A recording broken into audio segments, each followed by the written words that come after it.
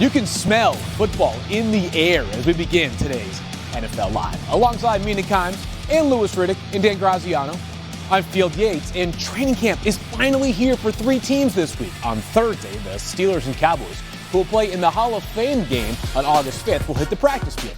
Then on Sunday, the reigning Super Bowl champion Buccaneers start practice as they open the season against Dallas on September 9th. All 22 Super Bowl starters are set to return for Tampa Bay. For the other 29 teams, they'll have to wait a few extra days until July 27th to get going. 7 squads will be led by first-time NFL head coaches. Well, let's talk about the biggest storyline for the three teams who are starting right now this week. Louis, we'll begin with you in Tampa Bay. But yeah, Phil, I think naturally the conversation automatically drifts towards Tom Brady. And at this point in time, given the fact that they have 22 starters returning from their Super Bowl championship run last year, expectations are very high for them to repeat. But Tom Brady's 43 years old, going to be 44 years old. How much longer can you expect him to continue to perform at such a high level of efficiency when it comes to yards per attempt, completion percentage, touchdowns? I'm just anxious to see how he does in 2021. So Steelers fans and everyone else is excited to see first-round draft pick running back Najee Harris. But for me, I want to see what this new look, rebuilt offensive line in Pittsburgh looks like, because if they don't perform better at both run blocking and pass protection, but particular run blocking this year, Harris isn't going to go anywhere and it won't be his fault. Mina, for the Cowboys, I think the big story is obviously going to be quarterback Dak Prescott. How does he look coming back off of that significant and gruesome ankle injury that ended his season early last year? The Cowboys say he will be full go at the start of training camp, but we'll get a chance to see how he's moving around on that leg and also how healthy his offensive line looks. Because remember, that line fell apart due to injuries last year as well, and that really hurt the Cowboys' chances of success once Dak was out. Well, as Graz said, a lot of health questions in Dallas, and Louis, none more so than Dak Prescott. What have you seen so far from the Cowboys' star quarterback?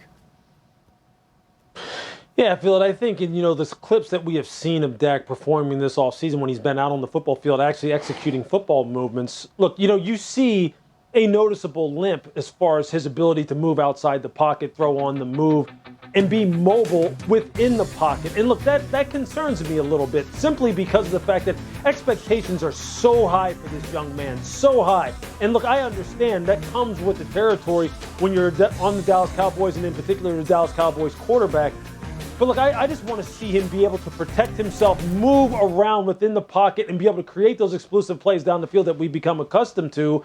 And until I see him moving with a more natural gait and not that pronounced limp, I'm going to have some concerns, because I think we all want to see Dak excel. We want to all see Dak play at the highest level like he was through the first month of the season in 2020.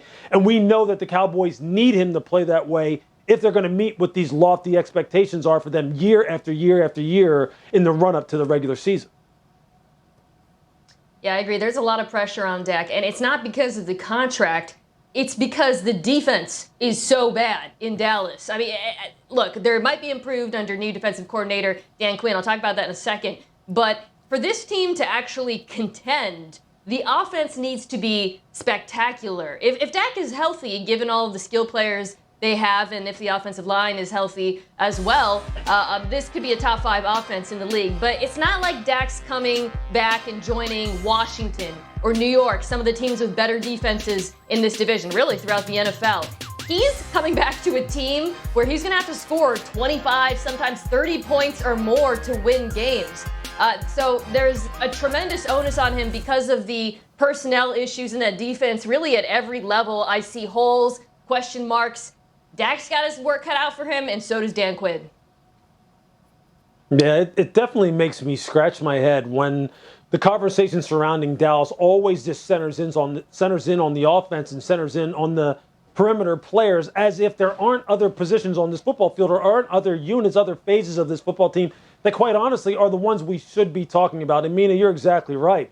I mean, on the defensive side of the ball, you have a new defensive coordinator. They drafted 6 consecutive players on the defensive side of the ball in 2020, or rather in 2021, heading into this football season, that are being counted on. Rookies that are being counted on to Yes. make vast improvements on that side of the football. And I think those expectations are unreasonable, just like the expectations surrounding Dallas are unreasonable anyway.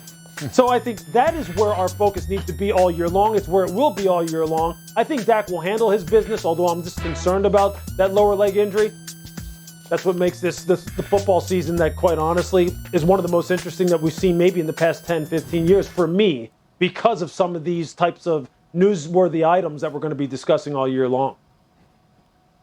Lewis, I mean, just looking at that depth chart that flashed, like Kelvin Joseph, who some people saw maybe as a bit of a reach when Dallas drafted him, he's earmarked starting opposite Diggs, who improved, granted, as the season went on last year, but he's the number one cornerback in this group. I mean, there are just so many issues in that secondary. Micah Parsons, they took the best player available, I think the best defensive player available in the draft, which is excellent, and I imagine he's going to be, ultimately the quarterback of this defense. He's a tremendous blitzer. He can bring pressure. But around him in that front seven at defensive tackle, we saw that was such a challenge last year, other than DeMarcus Lawrence, who's the mainstay, the opposite edge rush. Like, I just don't have any solid answers as to who is going to do what on this defense. At least for now, there are many more questions than answers defensively in Dallas. And a reminder, the Cowboys open up the NFL season along with the reigning Super Bowl champion Buccaneers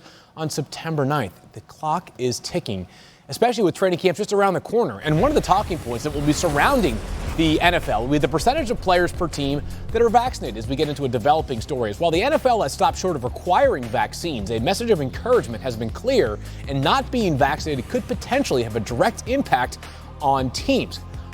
Here's Hall of Fame wide receiver Michael Irvin, who had this to say about the matter. If you're, quote, if you're not one of them teams at the threshold, are you really thinking about winning a championship? You see what I'm saying? Okay, so now if you're not getting vaccinated and you got all these other teams that are getting vaccinated, somebody in that damn locker room should say, quote, hey man, we're going to have a chance. Are you vaccinated? All right, Graz, let's turn to you. What will players find when they show up to camp in terms of the differences of being vaccinated versus unvaccinated?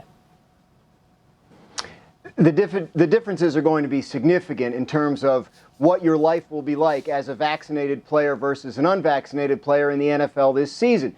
That the requirements for unvaccinated players, daily testing, mask wearing at the facility, limited numbers of people allowed in the weight room if you're in there. You can't attend in-person meetings, can't use the cafeteria. If you're unvaccinated, it's going to look like it did last year. If you're vaccinated, a lot, if not all of those requirements are going to be loosened.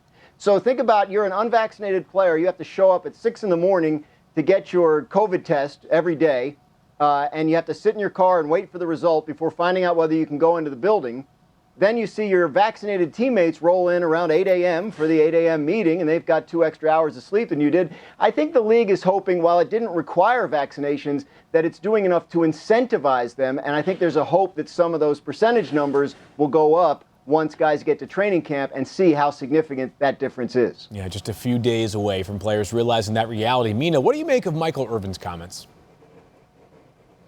I agree with them. I mean, I would hope players are getting vaccinated because, as you saw that poster, that NFL poster say, they want to protect their teammates, protect more vulnerable people, protect themselves. Obviously, there's a scientific consensus that this is safe, and that if you do get sick, you're going to get less sick because of it. But if not for any of those reasons, the notion that you should get vaccinated to help your team makes perfect sense, help your team compete, because in the NFL, it's a cliche, but it's true. The best ability is availability, and if you test positive or increase the likelihood that you're going to test positive, you are actively hurting your team. And I think that's a message that coaches across the league are likely conveying to their players.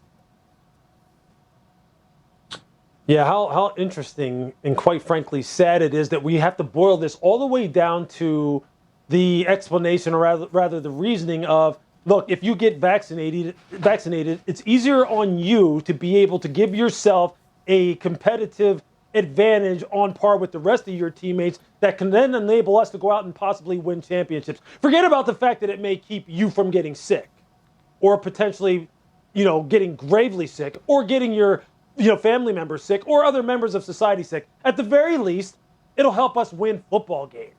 So maybe you should consider getting a vet. I mean, how sad is that, that that's what we've come